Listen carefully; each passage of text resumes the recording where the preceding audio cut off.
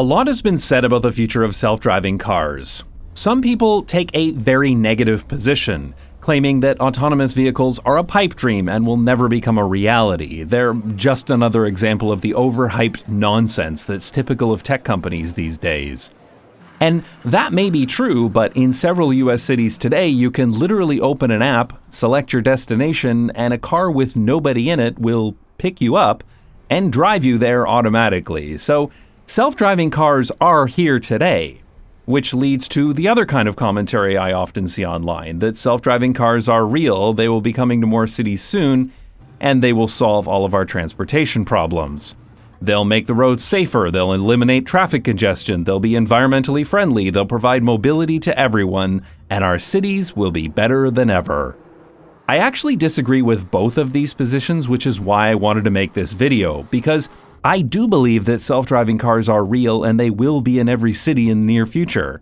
The technology is getting better every day, and if these improvements continue on this track, they will fundamentally destroy the fabric of our cities.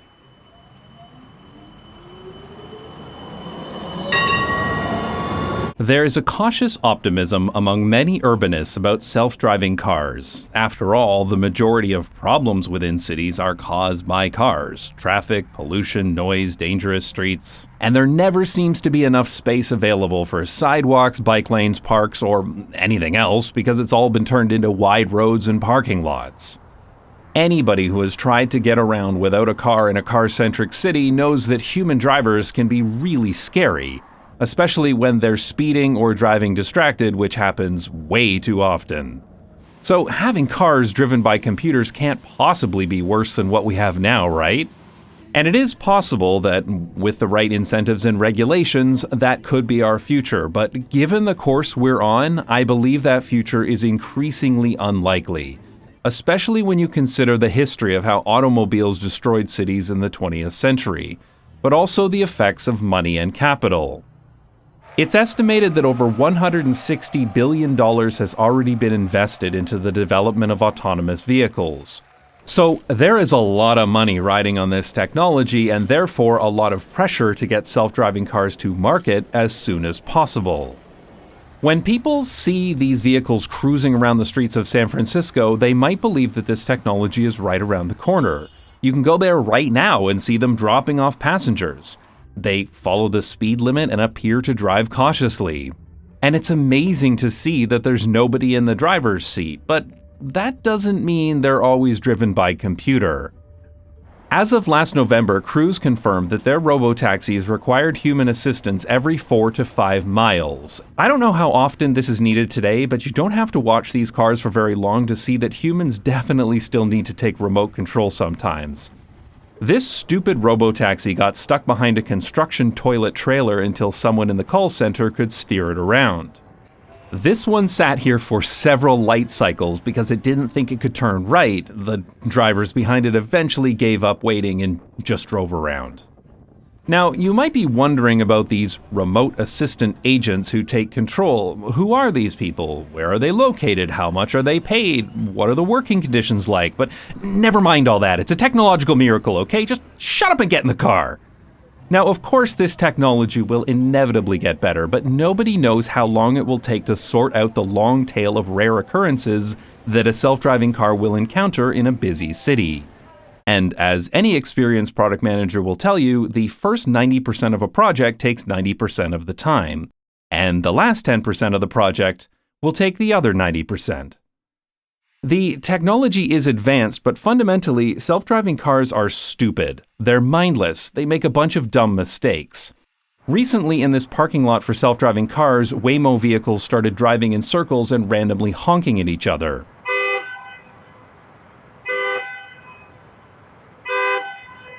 This happened for days, and this particular video was taken at 4 a.m. The people who live next door were not impressed. There have been dozens of official reports of driverless cars getting in the way of rescue operations, from blocking ambulances to crashing into fire trucks. But it gets worse. Last October, a woman was hit by a car in San Francisco driven by a human driver and knocked into the path of a Cruise Robotaxi. Cruise said the vehicle, quote, braked aggressively to minimize impact, and while the robotaxi couldn't stop fast enough to avoid hitting the woman, it still reacted faster than any human could. So that's a win for self-driving cars, right? Except that the woman then fell under the car, so as far as the robotaxi was concerned, she was gone. So it continued to drive, dragging her underneath. A key detail that crews initially tried to hide from the press and regulators. It's a first for police and fire departments involving a driverless car. The victim was found to be under the left rear wheel of the vehicle. Thankfully, the woman survived and cruise cars were taken off the roads, but this is a scary example of how these cars will make new mistakes that we haven't even considered yet. They are not intelligent. They don't even have the object permanence of a toddler. But that hasn't stopped them from being beta tested on public roads, and the citizens of these cities did not agree to this. Several groups in California have protested against being the involuntary test subjects of multi-billion-dollar tech companies. And a Waymo car was even set on fire earlier this year. Self-driving cars have caused a lot of problems in San Francisco. Waymo cars in San Francisco reportedly caused a big traffic jam just as baseball fans were leaving Oracle Park Monday afternoon. A KTVU viewer shared this video you're looking at showing two self-driving cars stopped in the middle of the Embarcadero. The advocacy group Safe Street Rebel has published video evidence of self-driving cars running red lights, cutting off drivers, cutting off pedestrians, clogging up intersections, blocking streets, blocking public transit, parking in bike lanes, and what the hell is this car doing to that old woman? So the idea that these cars will always obey the rules of the road is a fantasy. Safe Street Rebel also organizes events like the Week of Cone. Since self-driving cars are programmed to avoid traffic cones at all costs, one of the best way to incapacitate one is to put a traffic cone on its hood. This is called coning, and it's fucking hilarious. I'm sure these mega corporations will lobby to make this a criminal offense, so do it now while you still can. Safe Street Rebel does a lot of great advocacy work that goes beyond reining in tech companies, so definitely check them out if you live in or near San Francisco. I'll leave a link in the description. These protests may slow adoption, but let's face it, there is no way in hell we're going to stop these things from coming to our cities when there are hundreds of billions of dollars on the line. And to be clear, most of these incidents would not have even happened if the self-driving car companies still had safety drivers like they used to. But they're under so much pressure to deliver that they'd rather fuck up the city and even potentially kill people rather than to admit that the technology isn't ready yet. Tech companies proudly say that they move fast and break things, and maybe that broken thing will be your spine under a robotaxi, but that's a risk they're willing to take. Self-driving car companies have already lobbied politicians to allow them to operate based only on self-certification, and they've successfully stopped laws that require them to report extensive safety data. Recently, California passed a bill that says police can't even ticket self-driving car companies when their cars violate traffic laws. It may be that eventually, on average, self-driving cars will be safer than human drivers in the future, but it is incredibly naive to believe that they will not introduce new safety problems of their own. A self-driving car will try to avoid hitting people and objects, and there are dozens of sensors to make sure that doesn't happen. But these sensors are not infallible and they require interpretation by software. It's important for self-driving cars not to crash into things that are there, but it's also important that they don't stop for things that aren't. Like this Tesla in self-driving mode that suddenly came to a stop on the highway and caused an 8-car pileup. You don't want a self-driving car to stop just because there's a bit of garbage blown onto the road or it detects something that won't cross the path of the vehicle anyway. So the software needs to evaluate every object that it detects. The first person to ever be killed by a self-driving car was a woman in Tempe, Arizona in 2018. She was crossing this road at night while pushing a bicycle and was hit by a modified Volvo SUV driven autonomously by the automated driving system developed by Uber. So why didn't all of this advanced technology prevent killing her? It's not that the car didn't detect her, it's just that it didn't think she was anything worth stopping for. The crash report from the NTSB provides a detailed explanation. The car flipped between identifying her as a vehicle, to a bicycle, to a general other category. Sometimes it detected her as being in another lane, and other times as a static object that wasn't moving. The software didn't consider her to be an important object that was going to cross the path of the SUV until 1.2 seconds before the crash, when it was too late to stop without killing her. So, when a self-driving car starts driving towards you, you better hope it hasn't detected you as other.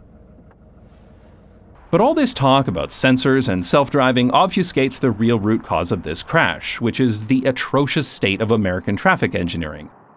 This area is designed like a freeway with a high speed limit and almost no accommodations for people walking, despite being directly between a rail station and hiking trails.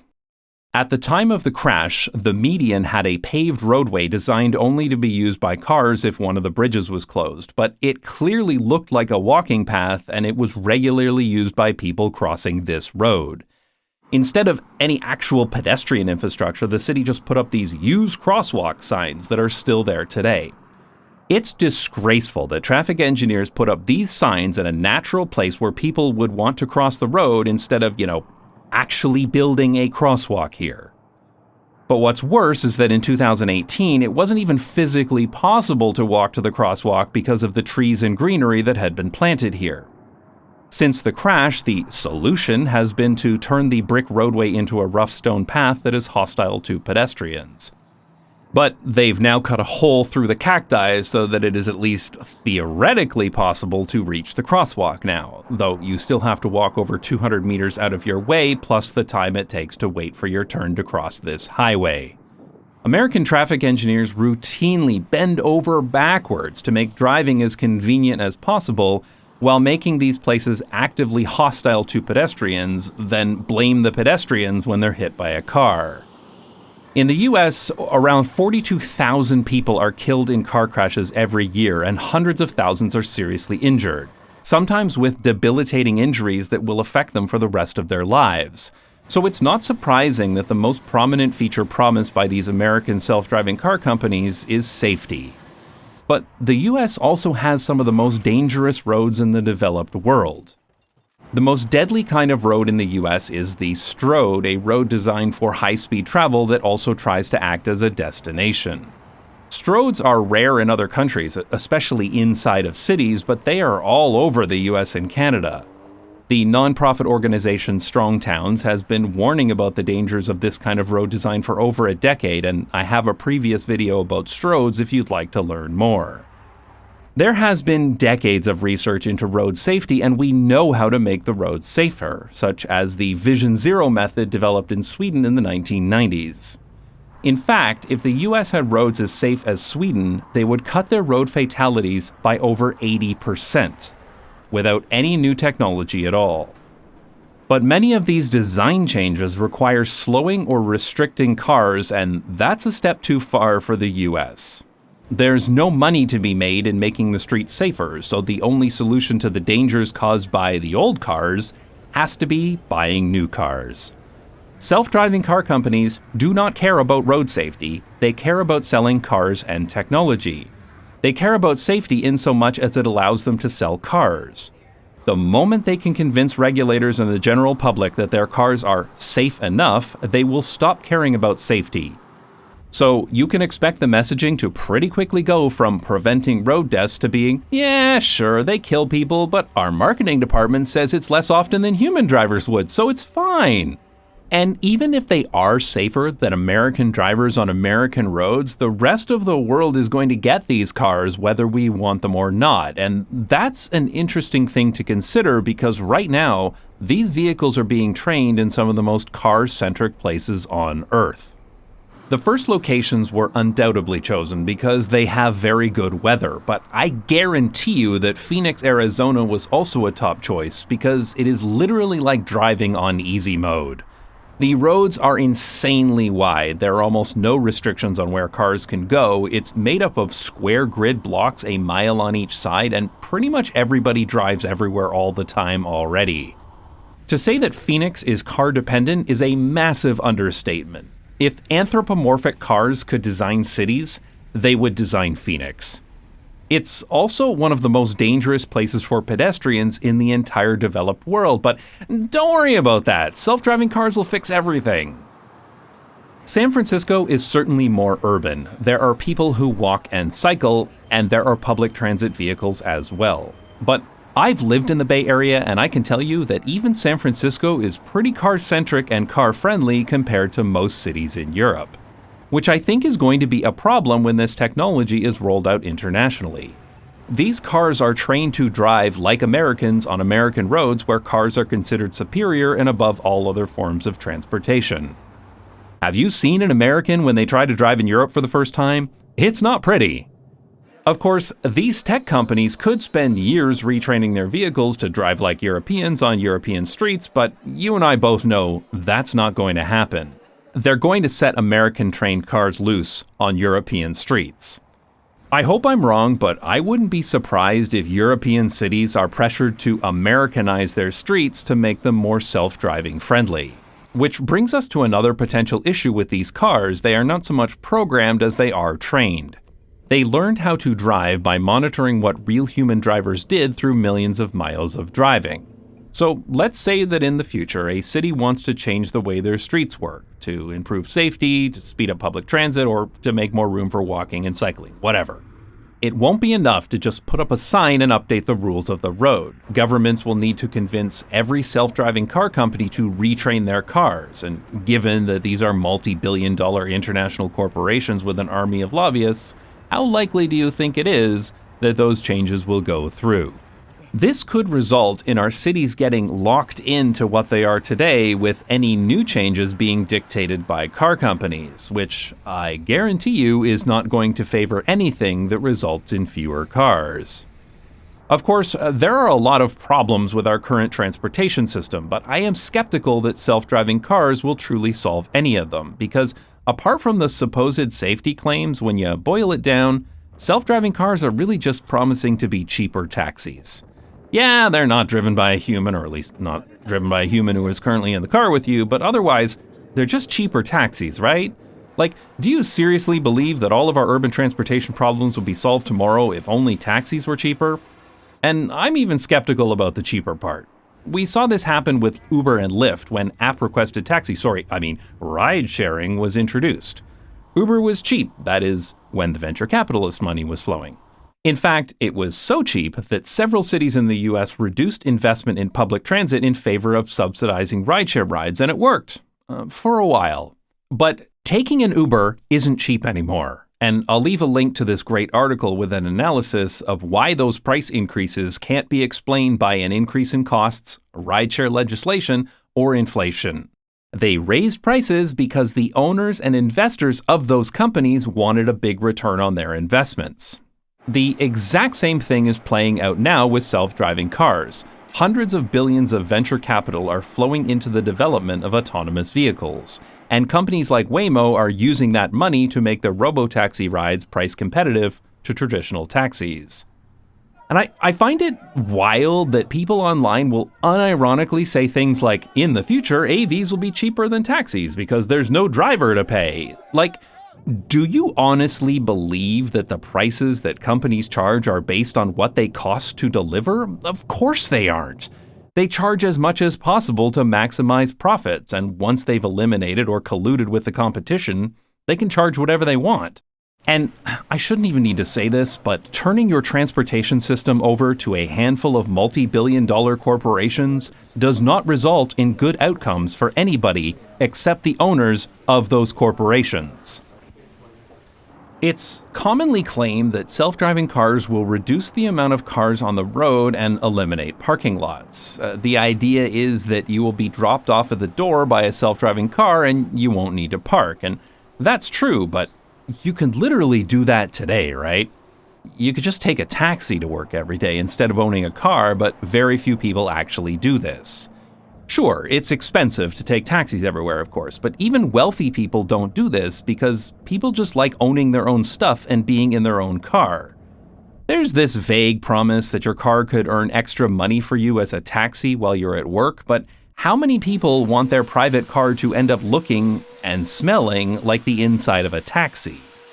So those cars are going to need to park somewhere, and their owners will want them parked nearby so that they don't take too long to arrive when they're ready to go. And you can forget about ever charging for parking, because if it's cheaper to just let your car cruise around the block while you're shopping or at work, then that's what people will do. Another common claim is that these cars will allow universal mobility to everyone, especially the disabled, but many people with disabilities require help from others to get in and out of a vehicle or to secure a wheelchair, so an attendant will likely be needed on board anyway. And given that you need a credit card and a modern smartphone to book a robotaxi, this puts it out of reach of many people. Sure, the rich boomer with a bad hip will be taken care of, but they can already take a taxi today. This is really just an extension of the often repeated myth that cars are the only transportation that works for disabled people, and that as long as you have cars, disabled people are taken care of. This is a great article by disability advocates about how self-driving cars are a distraction to the solutions that they actually need, and I'll leave a link to it in the description. But of all of the claims made by proponents of self-driving cars, the one that I find most ridiculous is the idea that they will reduce traffic congestion. There is absolutely no reason to believe that this is true, and lots of historical evidence to suggest that it is not. Every single time that we have done anything to make transportation cheaper or more convenient, the inevitable outcome is that people travel more often and they travel longer distances. There is decades of well-documented evidence that every time we widen roads or build new highways, it increases the amount of driving, and I talked about that in more detail in my video about induced demand. When Uber and Lyft came to cities, they also claimed that they would reduce traffic congestion. But the exact opposite happened, and vehicle miles traveled increased significantly. This will only become worse with robotaxis because people will take them even more often than they do Ubers today, especially while they're heavily subsidized. I've seen some people claim that robotaxis will reduce the number of cars in cities because they will park in parking lots on the edge of town and only come in when they're requested, but I don't believe that for a second, because one of the major competitive factors between robotaxi companies is going to be how quickly they can get to their customers. Consider how impatient people get while waiting for an elevator. There is no way in hell that people in the future will want to wait 14 minutes for a robotaxi pickup. Which is why the self-driving car parking lots today are right in the heart of San Francisco, but the future could be even worse. There's no cost to driving around most cities. Gas taxes are usually the only thing that even comes close to a user fee for city streets, but regardless, the robotaxi to the future will be electric and charged at private facilities. As long as the roads are free to use, there is zero incentive for these companies not to have robotaxis constantly circling the block so that they can respond to customers as quickly as possible. And when these cars are significantly less space efficient than buses or trams, that alone will result in less space available in our cities. But it gets worse. Consider today a suburban parent who drops off one child at elementary school, another at high school, and then drives to work.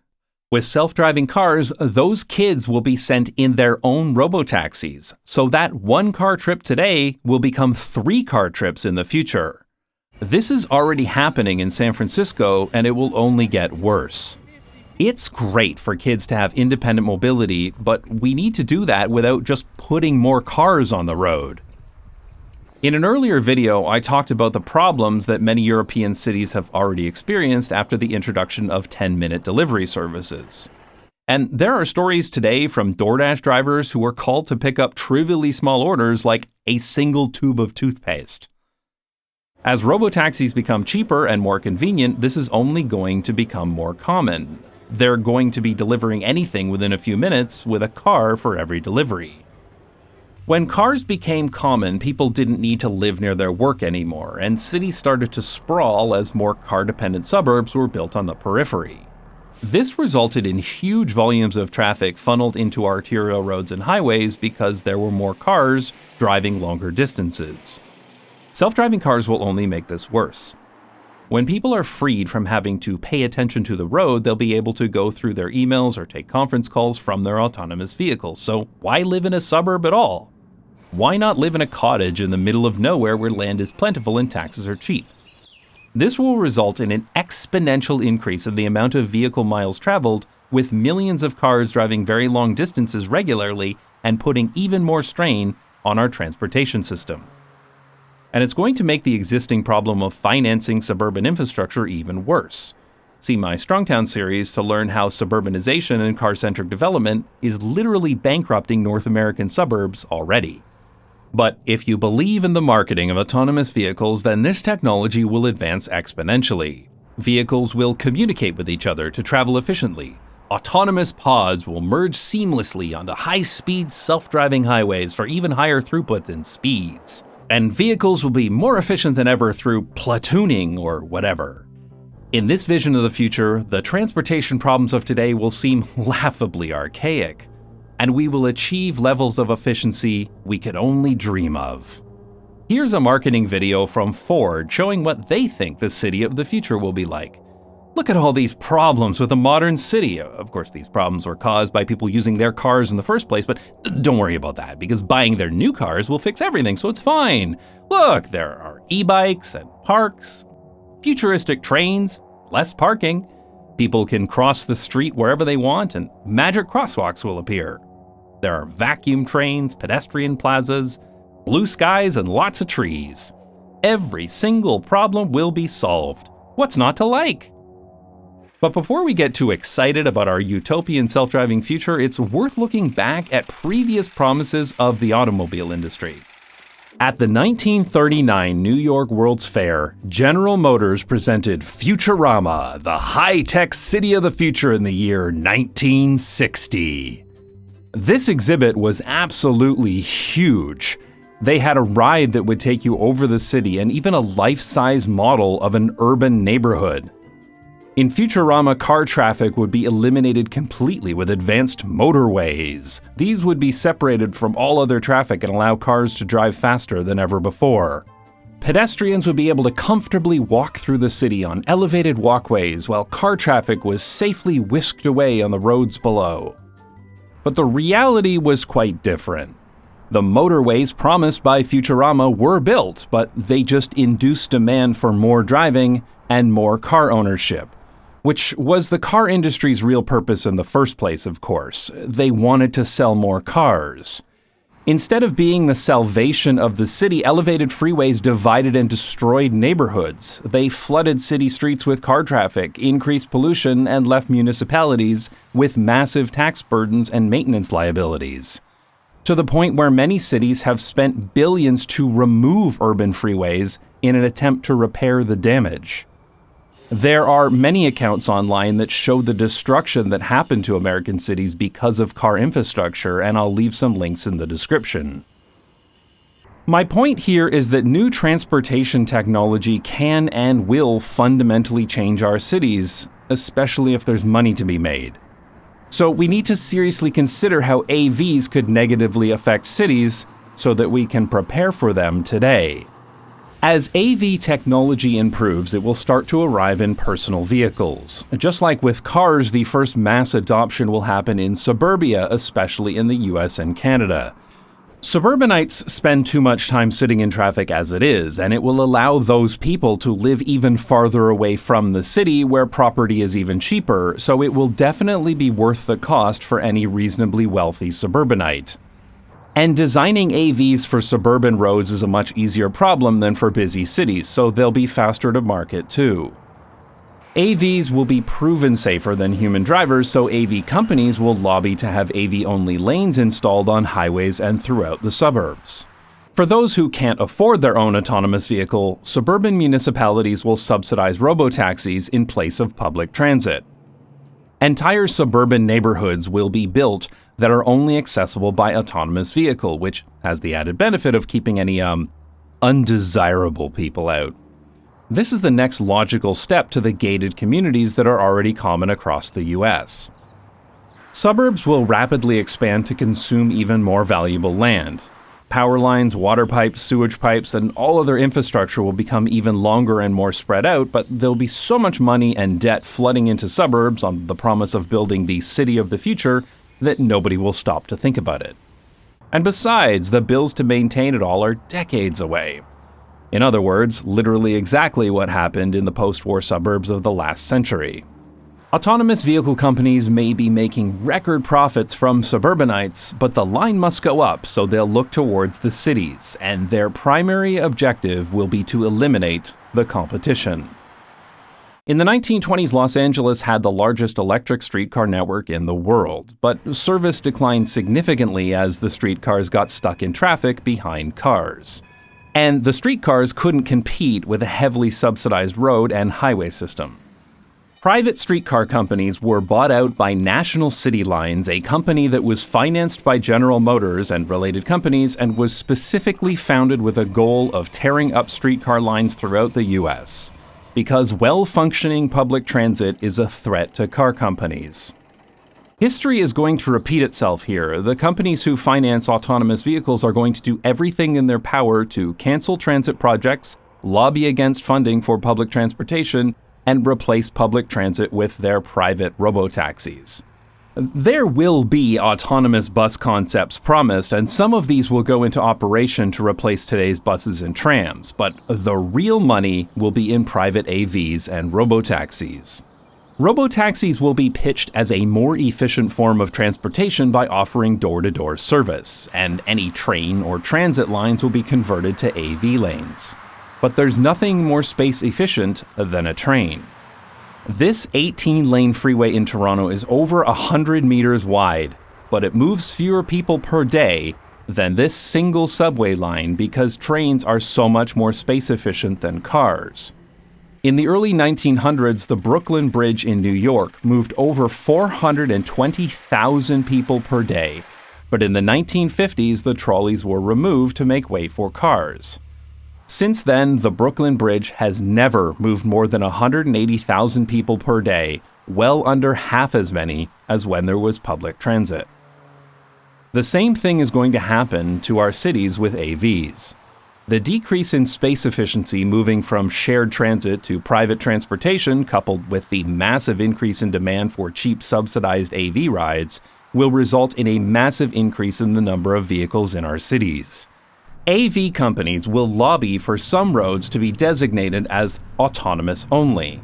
This will be pitched as a way to increase safety and efficiency, but the ultimate goal will be to eliminate public transit and human driving and get everybody to sign up to an AV subscription instead.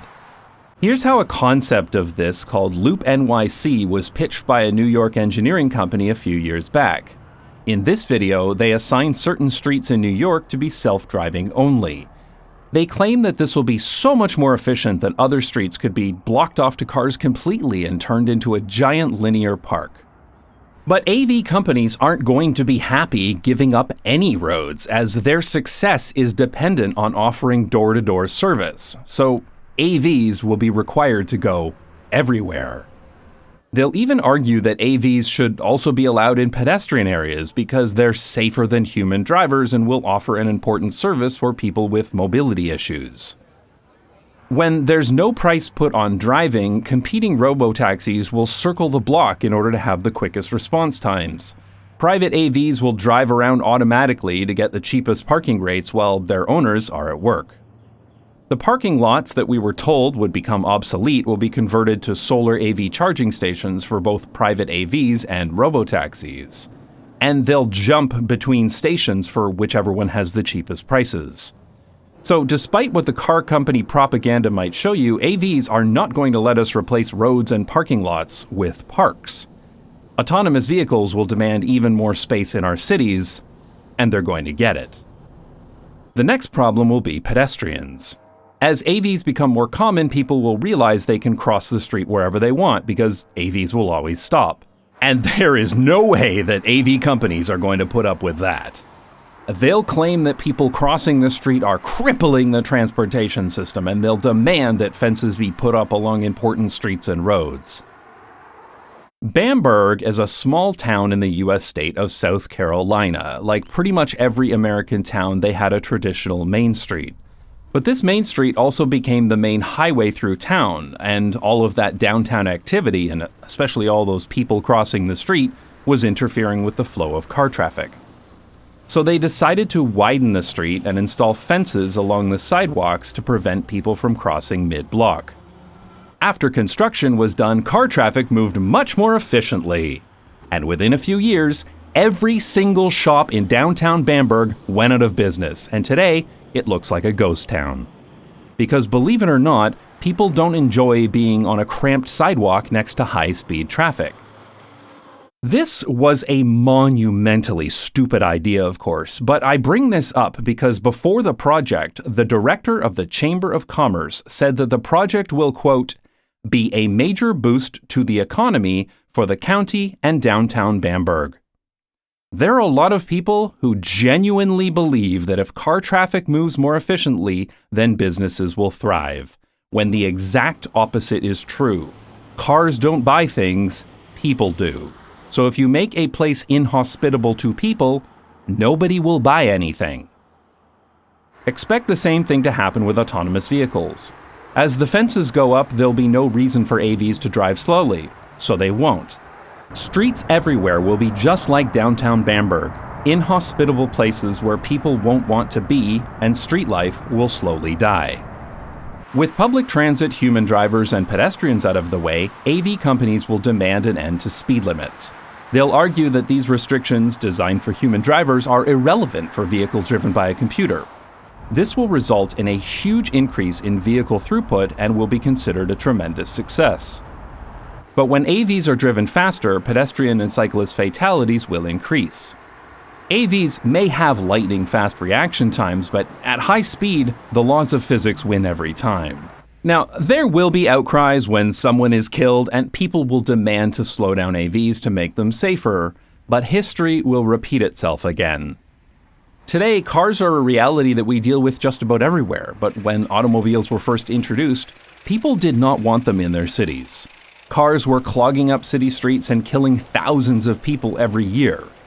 By the 1920s, the general public was very anti-car. Several cities had plans to require speed governors on all cars entering the city, and they introduced high fines for dangerous driving. But the automobile industry was not about to go down without a fight. They fought to get car-friendly politicians elected and voted down any anti-car legislation. And did they do anything to make their cars less likely to kill people? No, of course not. They invented and spent millions promoting the concept of jaywalking to make it the fault of the victims for not looking where they were going. This changed cities almost overnight. Streets went from being a common place for everyone to a place exclusively for cars just a few decades later. The jaywalking of the 21st century will be the transponder that everyone will be required to wear when walking outside if they want to avoid being killed by a car. When someone is hit by an AV, people will ask, well, were they wearing their transponder? And the news will report, the victim was not wearing a LiDAR reflector. These faster cars will also create more pollution and noise. Cars are a major contributor to pollution within cities. Air quality will improve as cars transition to electric, but electric cars will not solve this problem. Because a major source of local pollution from cars comes from the erosion of the tires, brakes, asphalt, and road markings. And all of these emissions increase as cars get heavier and drive at higher speeds. Cars also create a lot of noise pollution in cities, and that is not just uncomfortable, it literally creates a stress response that leads to physical problems, and I've talked about that in a previous video. There's a common belief that electric cars will solve this noise problem, but that's not really true. Because once a car goes above about 50 kilometers per hour, the sound of the tires becomes louder than the sound of the engine, and this gets worse as cars get heavier. Plus, the faster the car goes, the louder this noise becomes. Many cars in Oslo are electric, but it's still very loud on this pedestrian bridge over the highway. With all of the extra electronics and computers, AVs will be heavier than today's cars, and they're going to be driven faster too, which will make the air toxic near autonomous vehicle highways. And the noise from the tires on the road surface will be deafening, making these areas uncomfortable and dangerous for anybody walking nearby. Eventually, AVs will consume every street in the city and push out every other form of transportation. The final step will be to remove traffic lights. About a decade ago, I saw this video produced by the University of Texas at Austin. They proposed a future protocol called AIM that would provide autonomous intersection management for high-speed intersections without traffic lights. This is the animation that made me really think twice about the future of self-driving cars, because when I looked at it, the first thing that crossed my mind was, it would really suck to have to cross this intersection while walking or cycling. Of course, there will be people who protest and complain. They won't want their neighborhood being cut in half by an AV highway. But we can't have these Luddites denying us our transportation utopia. As a compromise, we'll be promised pedestrian bridges to keep neighborhoods connected, though due to cost cutting, only a few of them will actually get built. When highways came to New York City, they completely destroyed some neighborhoods and separated others. A handful of pedestrian bridges like this one were built to reconnect neighborhoods. These bridges are awful. They require walking up long ramps, they feel like dirty concrete trenches, and they're really ugly. The chain-link fence separates you from the high-speed traffic below, but the noise and pollution from cars is unbearable. These were clearly built to benefit drivers by keeping pedestrians out of the way and not for the benefit of people walking. In the AV city, you won't be able to cross the street. You'll need to go out of your way to the nearest pedestrian bridge, walk up the ramp, cross the bridge, and walk back down to where you want to go, all while enduring the deafening sound and toxic air of the high-speed traffic below. This will be the city of the future. Streets that are completely consumed by autonomous vehicles. Intersections that are impossible to cross. Cities that are carved up by self-driving expressways, creating islands that are infeasible to leave on foot.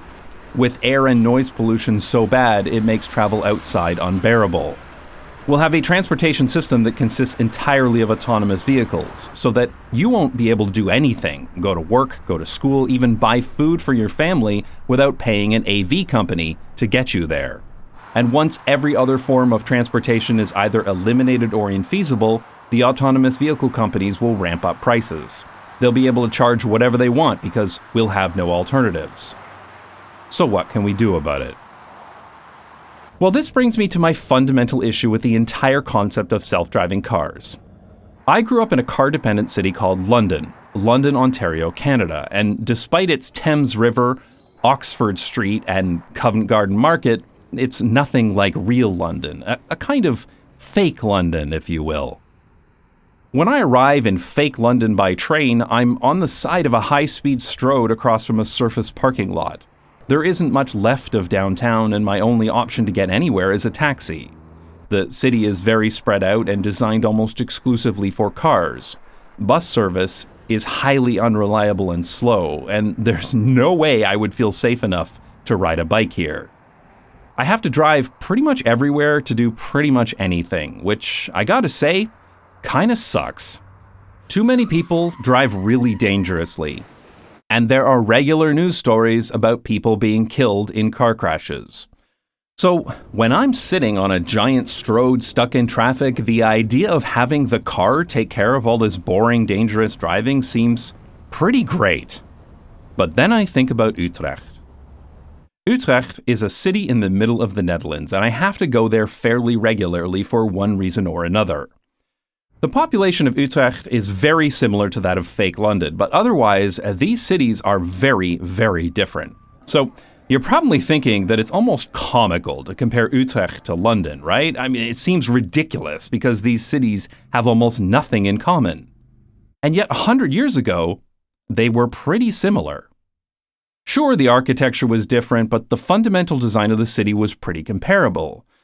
Both were compact, walkable cities full of mixed-use neighborhoods and connected by streetcars because both cities were founded long before automobiles were invented.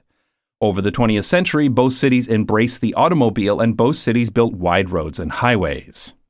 Utrecht filled in a canal in their city center and turned it into a highway, and London bulldozed a neighborhood to build a wide road straight into downtown. Utrecht and London both even bulldozed part of their city center to build a suburban-style shopping mall, and these malls were both the first of their kind in their respective countries. Utrecht was about a decade behind London, but otherwise these cities were on exactly the same path. That is, until about the 1990s when Utrecht decided to change course, due to growing concerns about the negative impact of car-centric development.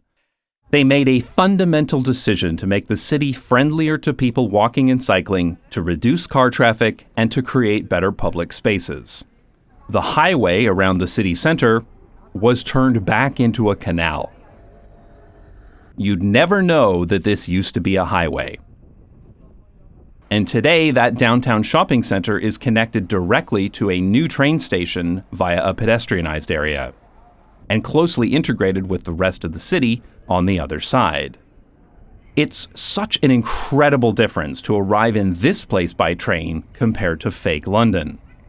Despite having almost the same population as my hometown, it hosts the busiest train station in the Netherlands, transporting over 200,000 people per day, with over 1,000 daily departures on national and international trains. There are hundreds of destinations within walking distance of the station, and there are great connections to other forms of public transit, including this new tram system. Underneath the station is the world's largest bicycle parking garage, with spaces for over 12,000 bicycles. And I can pick up one of the hundreds of rental bicycles using my transit card and cycle to any destination. I can cycle anywhere I want quickly and easily, and because of the high-quality infrastructure, I never feel unsafe. It also helps that car volumes are low, and so are the speed limits. Near the train station is this street accessible only to walking, cycling, and public transit. This is one of the busiest cycling paths in the world, and I probably see more people cycling in 5 minutes here than I have in my entire life in fake London. Walking around the city is also convenient and comfortable. The streets are lined with interesting shops and restaurants, and there isn't a surface parking lot in sight anymore. There are many nice residential neighborhoods, and it's remarkably quiet too, because as I've realized over the years, cities aren't loud, cars are loud. I don't feel unsafe walking and cycling here, so the safety promises of autonomous vehicles don't really seem to matter much. There isn't a lot of traffic because there are viable alternatives to driving. People aren't forced to drive here, so the only people in cars are those who need to drive or those who really want to drive. Self-driving cars are supposed to provide mobility to children, the disabled, and the elderly, and yet I see all of those people getting around just fine in Utrecht, because universal access to mobility isn't a fundamental issue, it's a problem caused by car dependency. Would this guy be better off in a self-driving car? Maybe, I didn't ask him, but it's not like he's unable to get around independently here, like would be the case where I'm from. Now, Utrecht isn't perfect, and the city still shows the scars of that 1960s car-centric development, but it also just doesn't have most of the problems that autonomous vehicles are supposed to solve. And yet, they did it without any advanced technology, without spending hundreds of billions of dollars, and without letting their city be controlled by the whims of multi-billion-dollar corporations either. If everybody here was in self-driving cars, this place would be much, much worse. So it seems what we really need is not driverless cars, it's carless drivers. I think Utrecht and cities like it can provide a template for what we should be doing to prepare for self-driving cars. We need to limit where cars can go, and that includes autonomous vehicles. Utrecht has many places that are off limits to cars, but motor vehicles are still extremely useful sometimes, so access is still provided for delivery trucks, emergency vehicles, and people with disabilities. We need fewer cars in cities, so we should definitely tear down urban freeways that divide neighborhoods and turn the space into parks, shops, and houses. Cars should go around cities and not through them. We should make it impossible to drive through the middle of the city by car. The most direct route should only be accessible by walking, cycling, and public transit enforced by modal filters. We also need to lower speed limits now to make the streets safer today, but also to reduce noise and pollution. Lowering speed limits can sometimes be controversial, but after it's done, there is nearly universal support to keep them low, so let's do it now before AVs take a foothold. We need to remove parking, especially surface parking lots. We're never going to be able to charge for parking once cars can drive themselves, so let's start removing parking spaces now and turn them into something more useful. And let's stop building any new parking garages too. After all, they tell us they won't even be necessary once we have autonomous vehicles, right? So let's not build them at all. Instead, let's build more mixed-use walkable neighborhoods so that the places where people live, work, and shop are closer together, making it easy to get where you're going without needing a car at all. And safe sidewalks and bike lanes should be part of the standard street design guidelines, so they're built automatically with every new construction. We need to invest in functional and viable public transit, especially infrastructure that is difficult to remove. History has shown us that bus routes will get overrun by cars, so we need more trams and trains and a lot more dedicated transit lanes. And we have to ensure that public transit remains under democratic control so that it can never be captured by private corporations. And most importantly of all, and I cannot stress this enough, we need to put a price on driving. We absolutely must keep AVs from circling around and clogging up our streets. The gas tax is going away as cars transition to electric anyway, so let's replace it with something better. Cars should be charged based on how much they drive, but also when they drive too, with a higher price during periods of peak congestion. If we do all of these things to fortify our cities, then we might just be ready for the onslaught of autonomous vehicles. Then we can allow AVs into the city on our terms to provide transportation where it's genuinely needed, not just where it profits tech companies the most. And if the naysayers are correct, that self-driving cars really are just a pipe dream and they never reach mass adoption, then I guess we'll do all that work and just be left with beautiful, functional, efficient, and sustainable cities accessible to all, and that might just be the best outcome. If you'd like to learn more about great cities or just want more urbanist content, there are lots of relevant videos here on Not Just Bikes, but I can also recommend several other channels such as City Beautiful, City Nerd, and RM Transit. Like the City Beautiful video, How to Remove a Highway, about the strategies that several cities have used to remove urban freeways. And the absolute best place to watch all of those channels is on our streaming service, Nebula. Nebula is the fastest growing independent streaming service on the internet. It's got thousands of unique, interesting, and thoughtful videos from hundreds of talented creators. Think of it like Netflix, but for people who love trains. On Nebula, you can watch all of my videos early before they're available on YouTube and without any ads or sponsorship messages. Nebula also produces exclusive content that's not available anywhere else, like the highly entertaining series The Getaway or Abigail Thorne's latest film, Dracula's Ex-Girlfriend. My favorite part about Nebula, though, is that it's owned and operated by creators, including me. So it's designed to benefit creators and their fans, not advertisers, venture capitalists, or media conglomerates. Nebula allows creators like me to tell better stories and with better production values. Taking creators to the next level is what Nebula is all about. There is no way I could have afforded to make this video with custom 3D animations and high-quality video footage on location without the support I get from Nebula. So if you want a streaming service with lots of original high-quality videos that's also dedicated to creators to make great content we never could have made before, then sign up to Nebula. A yearly subscription to Nebula is $60, but if you sign up at go.nebula.tv/notjustbikes, you can get 40% off. That's just $36 for a year of Nebula. Or you can try just a month of access for only $6. And if you're a current Nebula supporter and you want to share a video, Nebula now has guest passes. Every Nebula user gets one guest pass per month to share so that anybody you want can get a week of free Nebula access. Just click the blue balloon in the Nebula interface to get started.